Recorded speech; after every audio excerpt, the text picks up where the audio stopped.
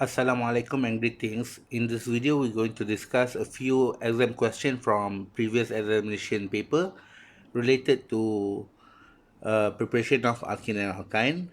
But a quick recap before that, preparation of alkene,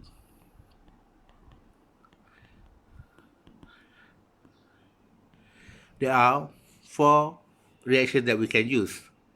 The first one is dehydrohalogenation of alkyl where we're going to eliminate water and also the halogen compound.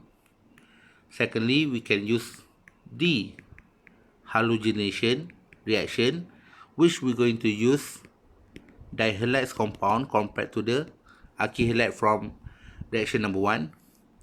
The third one is reduction of alkyne compound, which is going to produce whether a cis or trans configuration alkene. And finally, we're going to have dehydration of alcohol.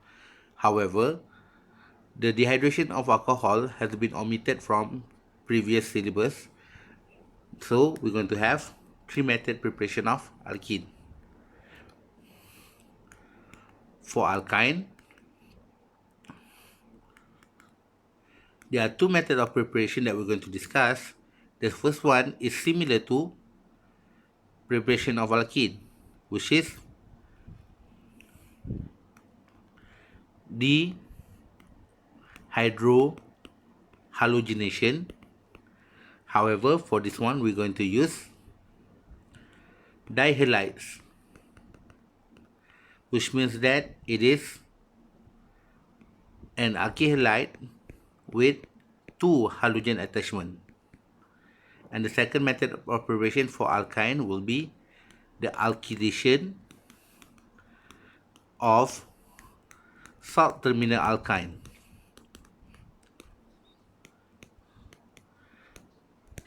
In this reaction, we're going to increase the number of carbon attachment to the alkyne structure. So there will be three methods for alkene and another two methods for the alkyl compound. Let's take a look at the first question. This was taken from session 257, paper June 2019, part A, question number 2. So for this one, we're going to focus only on the question A. Question B will be discussed later in the reaction of alkene and alkyne. Illustrate the synthesis of cis-3-hexene and also trans-3-hexene respectively from 3-hexene. So for this question, as you can see, the product that we're looking for is an alkene. We also needed to produce this compound from the original hexane compound. So this is the method of preparation for alkene using the reduction reaction. So we draw the first the starting product, the starting material, which is 3-hexene. Hexane is an alkyne, consists of triple bond located at carbon number 3. 1, 2, 3, 4, 5, 6. And then if we number it, the triple bond will be located at carbon number 3 and number 4. Remember guys, the lower number must be assigned, must be attached from the lower number to the higher number. So in order to perform this, we need to use two different reagents. The first one, if we want to get a cheese, we're going to use hydrogen gas, and then it need to be paired with what we call as the Linless catalyst. Alright, based from the notes, you should know that Linless catalyst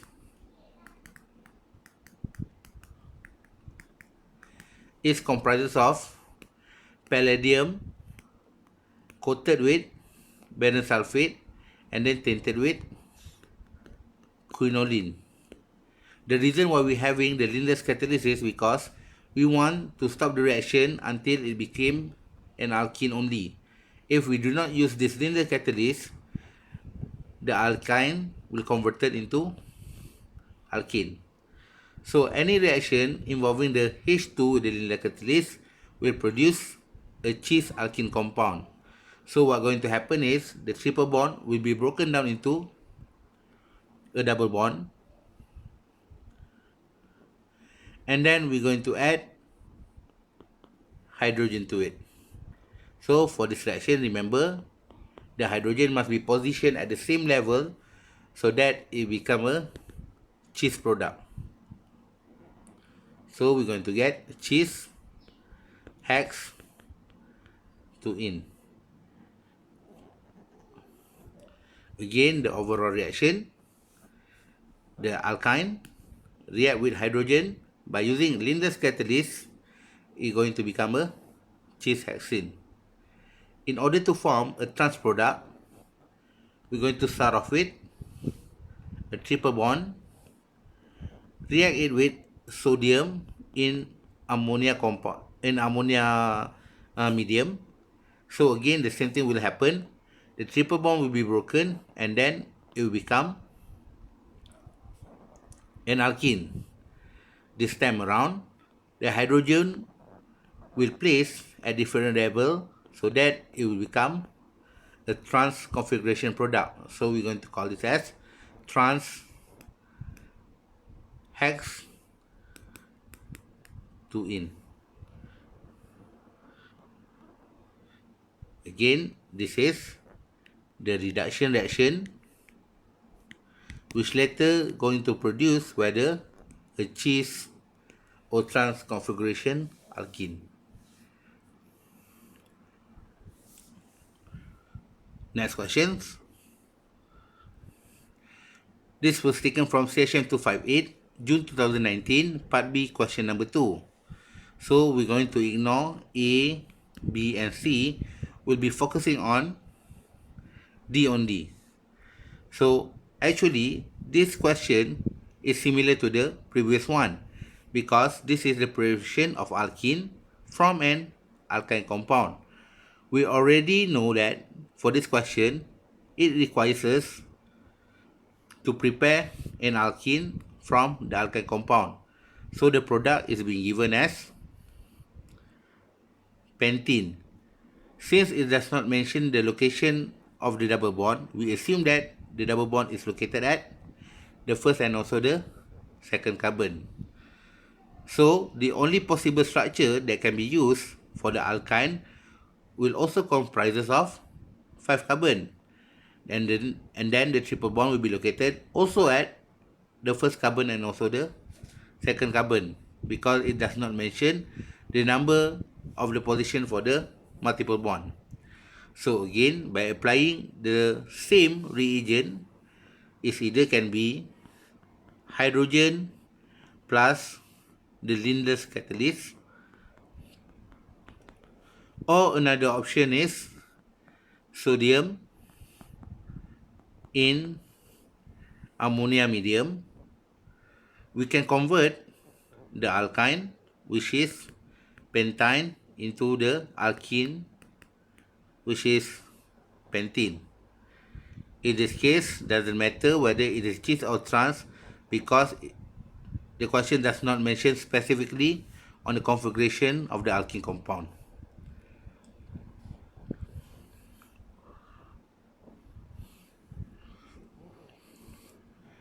Moving on to CHM 257, December 2018, Part A, question number 5. So, for this question, we'll be focusing on this fraction. Compound G was a result of the reaction, while compound J is actually dehydration of alcohol that we're not going to discuss. So, for compound H, it's an unknown compound. However, it's already stated that it reacted with sodium iodide in acetic acid, which means that this reaction is referring to the dehalogenation reaction of dihalides. So we just draw back the product. It comprises of the longest 6 chain carbon, and then we have the substituent located at the end of the chain. So if we want to do the numbering, it will look like this. Because the longest chain was 7, okay, not 6. In this case, we should be able to notice that the dihalide is coming from carbon number 1 and also carbon number 2, because there is the presence of the double bond there. So what we need going to do is we need to redraw back the structure.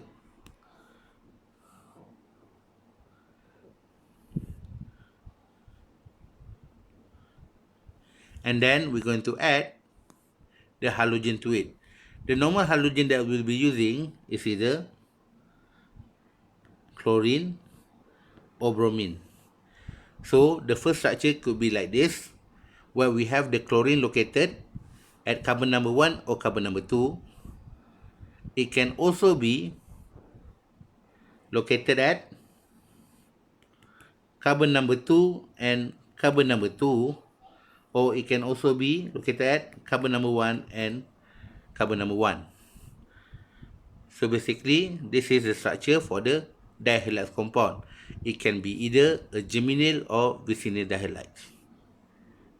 Okay, for this answer, I would like to use a vicinal dihalide, which the halogen is located at different carbon. Again, the halogen can also be located at the same carbon, whether it's at carbon number 1 or carbon number 2, which is going to make them as the germinal dihalides.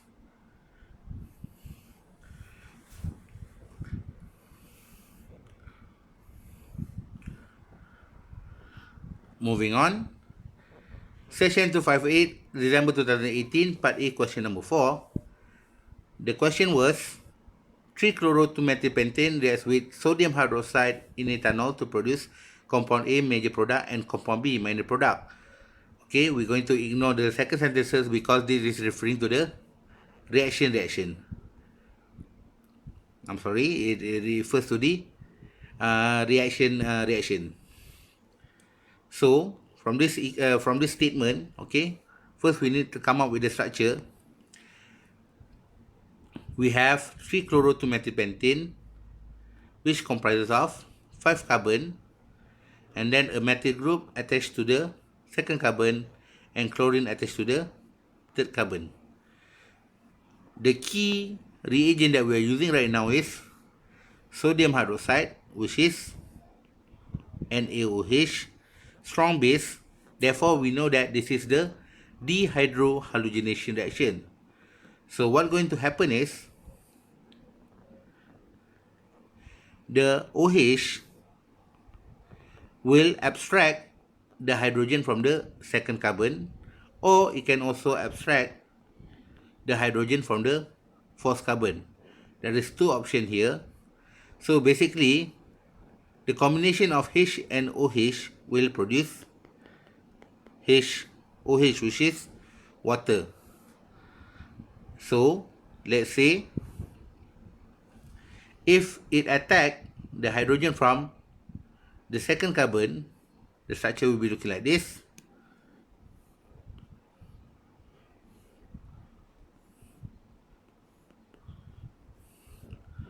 With the positive charge there because the hydrogen has been taken to form water. And what's going to happen is the bonding between chlorine and also the carbon chain will attract to the positive charge, while Cl will be attacking the Na to produce NaCl compound.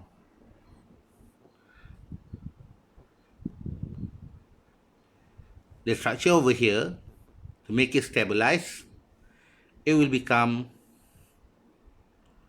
this product, where the formation of the double bond is at carbon number 2 and also carbon number 3. In another option, let's say the OH is attacking the hydrogen from the fourth carbon. So what's going to happen is it also going to produce water.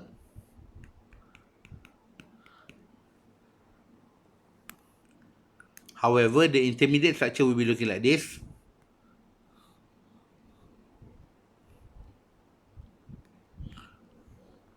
The positive charge will occur at carbon number 4 because the hydrogen has been taken out.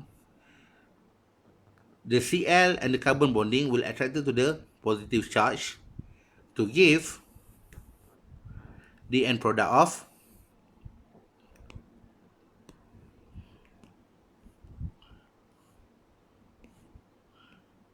a double bond between carbon number 3 and carbon number 4.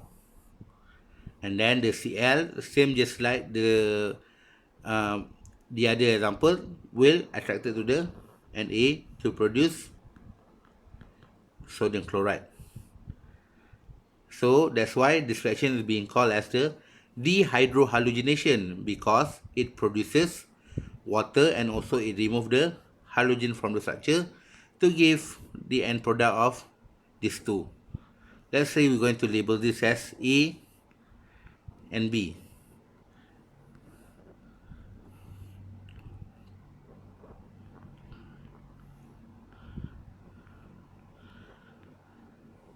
So this is A and this is B.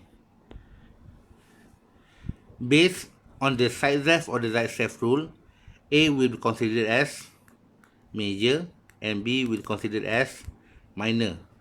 This all depends on the number of the alkyl attachments at the double bond.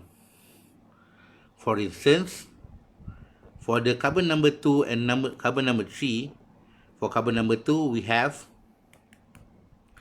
2 carbon attached to it, while for carbon number 3 we have 1 carbon attached to it. Therefore, this is combination of 2 plus 1.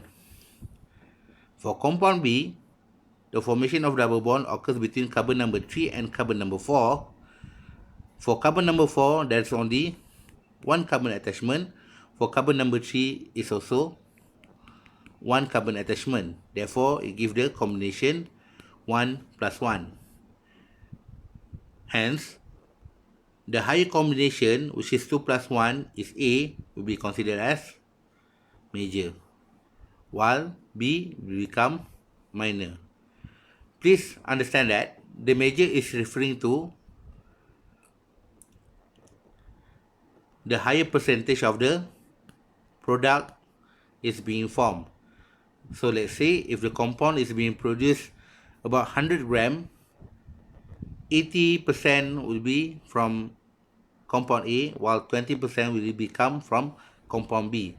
That's why we consider it as major, while B is minor.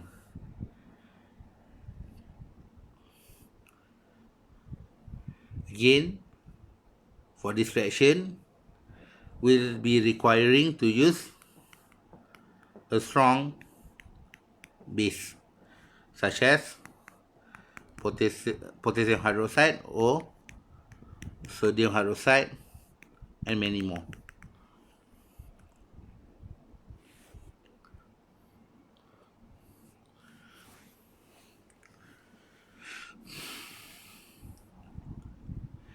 This paper, CHM258, December 2019, Part A, question number 5, will discuss the preparation of alkyne by using the alkylation of subterminal alkyne. So the question was, show the preparation of 2-hexyne from propyne, including all reagent and also condition. There are 2 steps for this reaction. So we're going to start off with propyne. Propyne consisted of 3 carbon with the triple bond attached to carbon number 1 and carbon number 2. So as you can see here, by using few steps, we're going to increase the number of carbon chain, so it will become 2 hexane.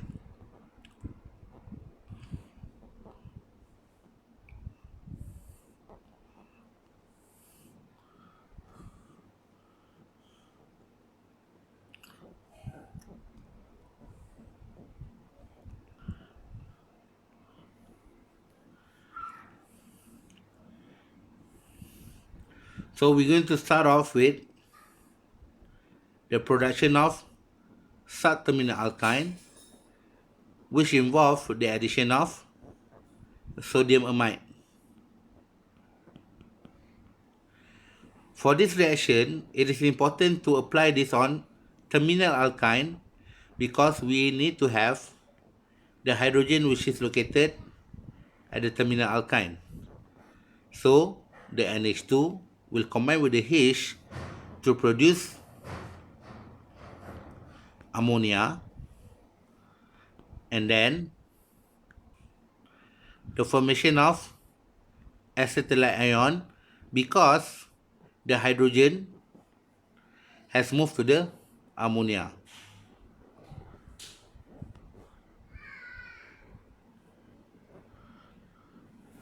Next, this will be followed with alkylation compound.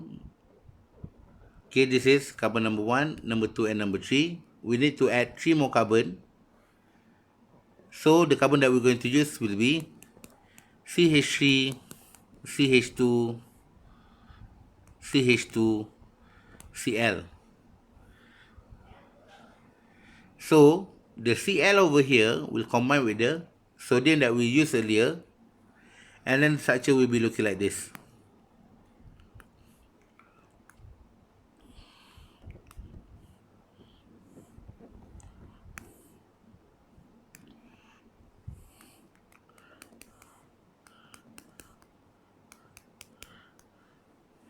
As you can see here, this is the first carbon, second carbon, third carbon, fourth carbon, fifth carbon, and also the sixth carbon with the side product of sodium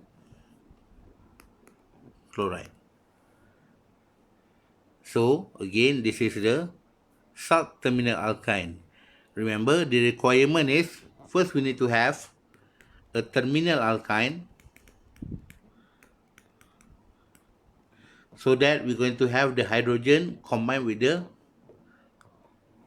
amide structure to form the ammonia compound, and later on we're going to apply the alkyl halide so that we're going to increase the length of the alkyne compound.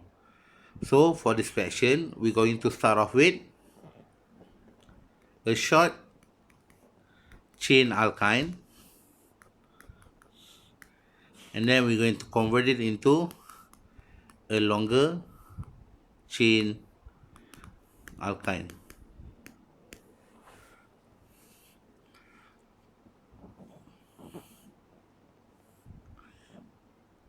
The most crucial step for this is the formation of acetylide ion.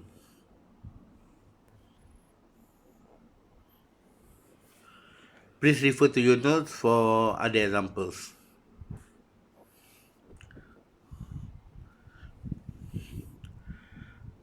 Okay, that's it for this topical review. If you have any question, please ask in the Telegram group. See you guys in the next video. Goodbye.